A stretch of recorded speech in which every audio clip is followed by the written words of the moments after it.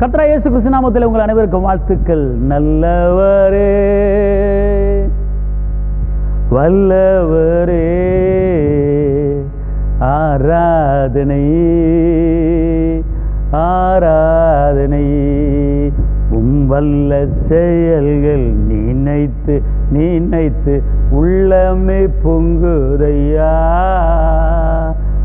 வல்ல செயல்கள் நினைத்து நினைத்து உள்ளமே பொங்குதையா.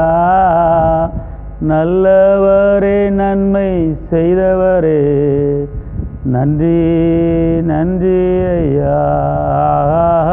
நல்லவரே, நன்மை செய்தவரே, நன்றி நன்றி ஐயா. கர்த்தராகிய இயேசு கிறிஸ்து நாமத்தில் உங்கள் அனைவருக்கும் வாழ்த்துக்கள். இந்த நாளிலே வார்த்தையை கொண்டு உங்களோடு ஈடுபட்டு கொண்டிருக்கிறார். இந்த நாளுக்குண்டான உயிரோட வார்த்தை லூக்கா 1:14. உனக்கு சந்தோஷம் மகிழ்ச்சி உண்டாகும். உங்களுக்கு சந்தோஷமும் மகிழ்ச்சியும் உண்டாகும்.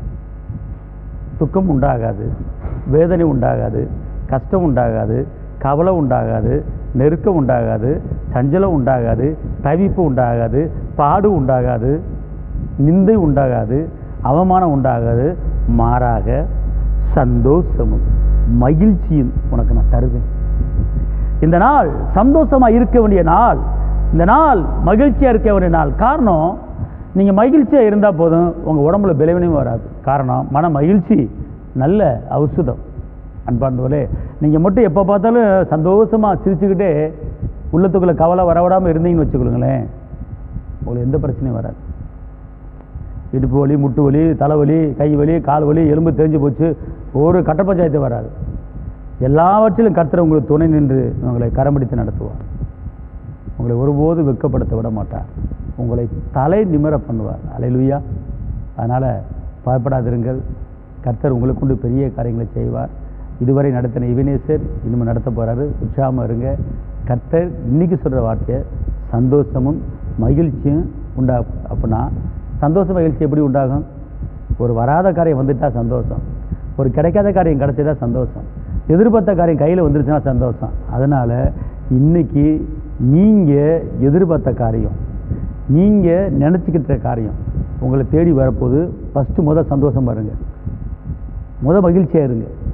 நீங்கள் சந்தோஷம் இருக்கும்போது அந்த காரியத்தை குறித்து சந்தோஷமாக இருங்க, அந்த காரியத்தை குறித்து உற்சாகமாக இருங்க. வரப்போது நினச்சி பாருங்கள், அந்த காரியம் வந்துடும்.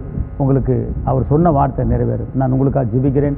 தகப்பனே இயேசுப்பா, நன்றியோடு துதிக்கிறேன், ஸ்தோத்திரிக்கிறேன். இந்த நேரத்தில் இந்த வார்த்தையை கேட்டுக்கொண்டு இருக்கிற ஒவ்வொரு தேவ பிள்ளையும் மேலே உங்களுடைய கிருபை கடந்து வரட்டும். பயப்படாதே, பலங்கொண்டு திடமனதார், நான் உன்னோடு இருக்கிறேன், நீ அசைக்கப்படுவதில்லை என்று சொல்கிறீங்க.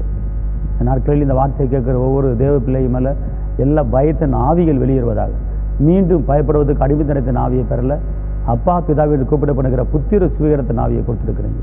அப்பா உங்களுடைய கிருபை கூட இருப்பதா காத்துக்கொள்ளுங்க, பலப்படுத்துங்க. இயேசுவின் நாமத்தில் பிதாவே, ஆமென். கர்த்தர் உங்களை ஆசீர்வதிப்பார். ஹல்லேலூயா.